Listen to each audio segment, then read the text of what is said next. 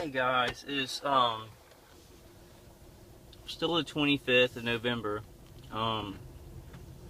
It's about 5 o'clock where I am, p.m. And I really wanted to. I'm coming out of the Walmart. I was getting a few things, and I just wanted to show you all this. I wanted to show you all this sky right there. Really beautiful, right? Everybody coming into the Walmart. Like I was walking in, and they were like, "Oh, look at the sky! It's so beautiful! Look at that!" You know, and then and me, you know, knowing that probably about 95% of that is chemtrails. It's not clouds. I'm like, wow, that's like seeing a fireball coming at you and going, "Hey, pretty! It's so pretty." And how many chemicals are in that? Aluminum and strontium and barium and arsenic, and everybody's like, "Oh, it's such a pretty sky." Like, just completely just dumb and just ignorant to what is happening in the world. And it seems like that's a good metaphor for all of this, like for all the atrocity and the horror, like people being raped with remote neural manipulation and directed energy weapons and chemical poisonings and, you know, chemtrails in the sky, and then people are like, "Oh, pretty." I mean, it seems like that is the fucking right on the mark metaphor for just all this crap. That's the reaction that we get from the public, is like just hypnotized and don't know anything about what's really happening. I gotta put my seatbelt on. So I just wanted to show you all that, but I also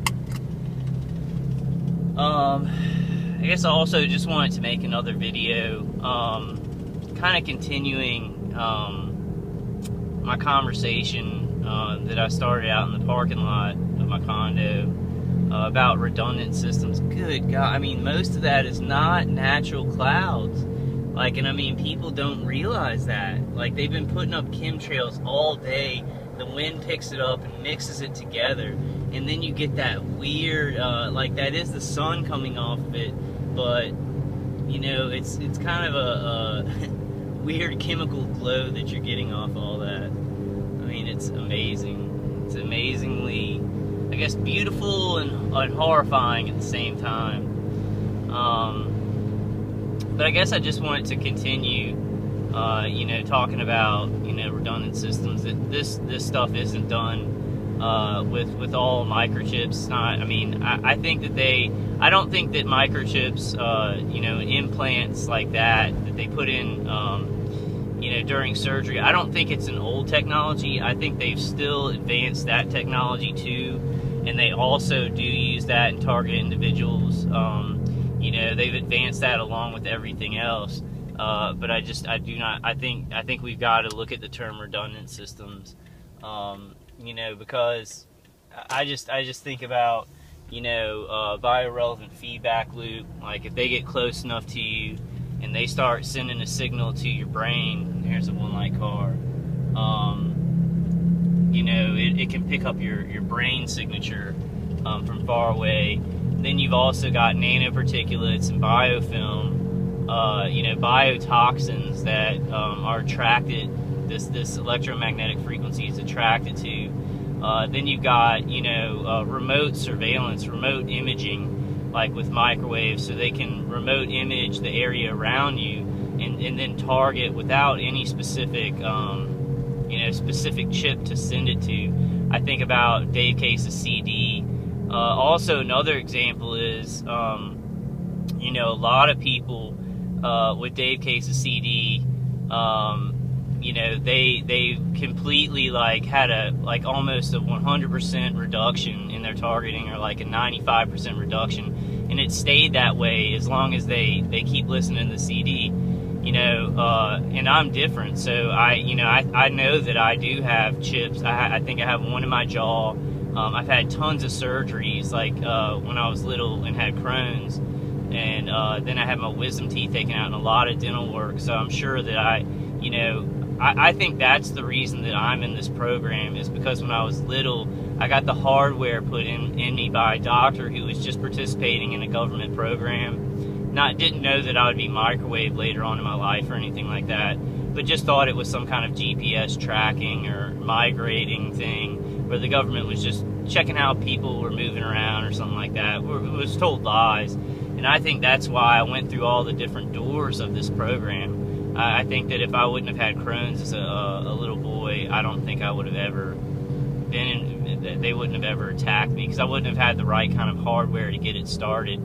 I think once I had that hardware to get it started, then they started doing, the high-pitched sound, remote neural monitoring, basically biorelevant feedback loop to my brain. And I think they can track you that way, also through, your iPhone and stuff like that. But also by nano-sized implants, nanoparticulates, and biofilm. But I think that, the Techno Crime Fighters Forum and Dr. Horton are definitely doing just like a really great job.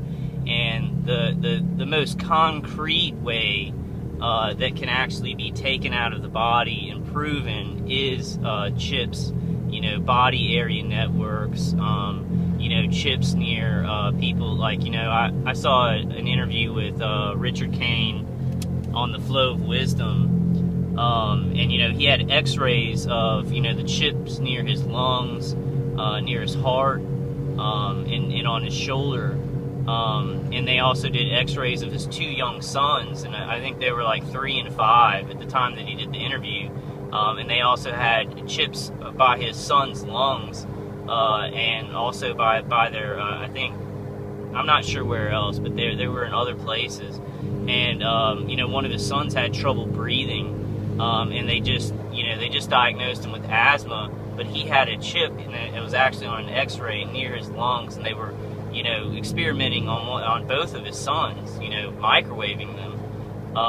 So I think it is the most concrete thing to grab at. We've got to talk about the other stuff, but I think it is a good course of action. And I think that maybe Dr. Horton and the Techno Crime Fighters Forum, they're trying to go after things that can be readily, easily proven, to the public, so that we can get their help. I feel like I'm a big enough and a small enough voice that I do want to talk about everything all the time, so that targeted individuals can get a dialogue of what's happening, and they do that too. I'm not saying the Techno Crime Fighter Forum doesn't do that. I just feel like sometimes they get a laser focus, and maybe they don't miss out on things that are happening, but they just don't talk about them as much as they talk about the things that they have a laser focus on. Which there's no problem in that. This is what's happening to us in the whole scheme of things. There's so many different angles that it would be put on our shoulders. Here's one light car coming up. Bottom running light.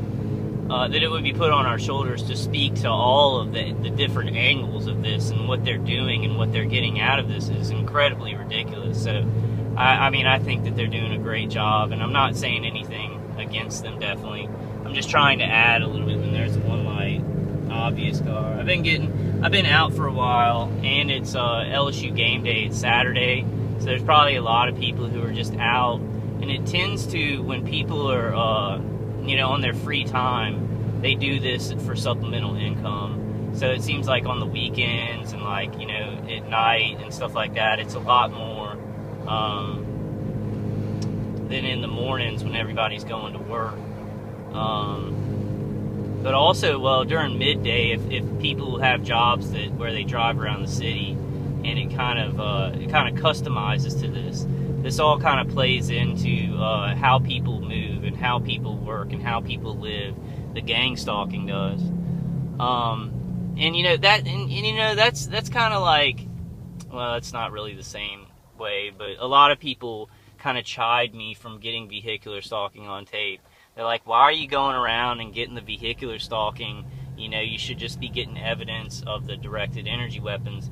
But really what I'm trying to do is I'm just trying to grab onto something concrete that people can see. They can say, oh, something's going on. Something is going on. This is happening at too high of a rate or frequency. So, there must be something to what this guy is saying. and then they go research it on their own. When they start researching it on their own, there's no question about it. This is an information war. It's really a visceral war, because I mean, they're using remote neural manipulation. They're using directed energy weapons to torture the body, to cook the body, but they're also using remote neural manipulation to also hit specific points, specific regions of the brain. So I mean, they could hit a specific region of your brain with an electromagnetic frequency and basically interfere with it. So interfere with who you are, interfere and do more than that over long periods of time. So this is a very visceral war, but on a certain level, you know, it's an information war. This information they're trying to hide it. They're trying to get people to post propaganda like we're all crazy, documentaries that kind of, you know, make us look a little bit crazy. But I wanted to say it is a war of perception too, because it's an information war. And I wanted to say that, you know, people who, like, because even on Dr. Horton's video, she graduated Oxford, she worked at CERN, she's a physicist. I mean, like, when she talks, she's intelligent and never sounds crazy. I mean, I know that she's being attacked, and like, she used the term herself, brain damage, which, you know, I do too. I feel like I'm being brain damaged by this stuff, you know, like a lot of us are. But, you know, when she speaks, she's very strong and intelligent, and, you know, I still see people, you know, in her comment section saying, you are schizophrenic, you know, you crazy and all this stuff. And they definitely do that on my videos. You know, I'm not a physicist or anything. I do try and speak intelligently, though. But my point is that this is a war of perception. And what I see now is that those people saying those things are ridiculous.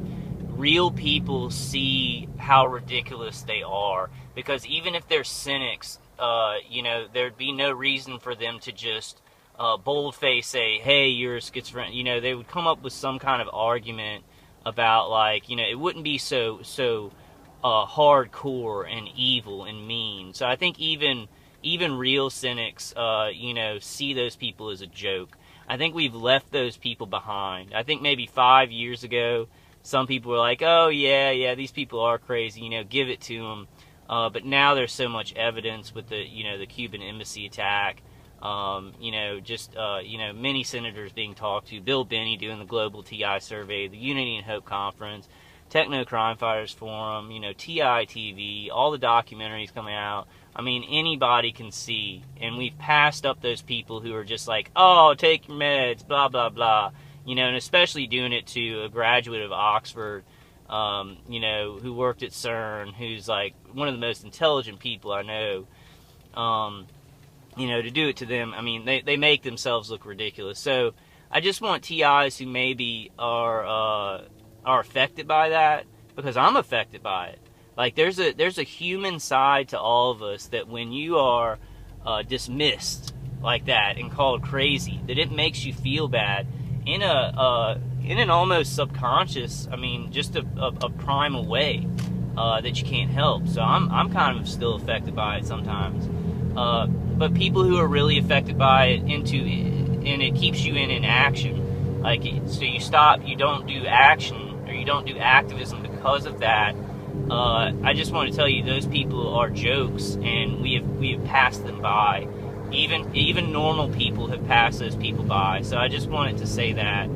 I am kind of swinging back and forth, you know, through some random stuff, getting some good vehicular stalking. I don't know why it's picked up in the last couple of days. I really don't know why. I guess I yelled at my V2K the other day. I mean, I yelled at my attackers on the remote station who were beaming V2K at my head. So it may be because of that. But I also wanted to say, you know, also the redundant systems, you know, aspect of this. You look at the 24 State Department workers in the Cuban embassy attack, and you know, I believe now, because of the things that the Cuban government has said, You know, saying that it's